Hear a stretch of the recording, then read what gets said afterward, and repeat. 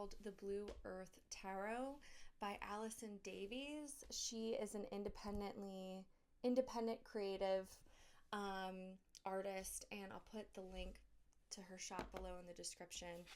But what really intrigued me about this deck is it's entirely created with cyanotype prints.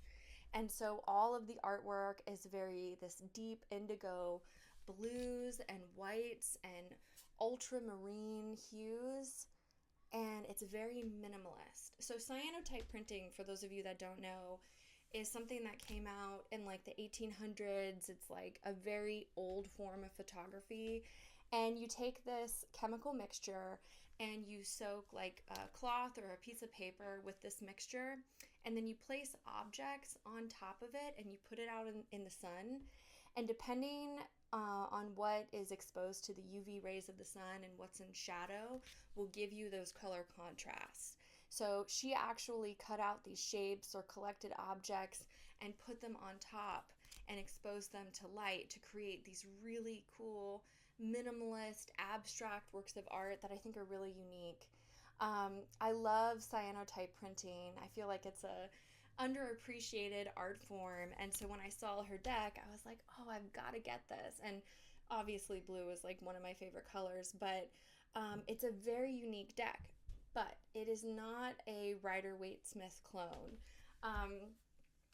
When I get a deck that is a Rider-Waite-Smith clone, and it just pretty much copies the normal style that everyone's used to, I don't really need to study that deck. Like, if it's a copy, I don't really need to get to know what this deck is about or what this artist is trying to communicate with their artwork.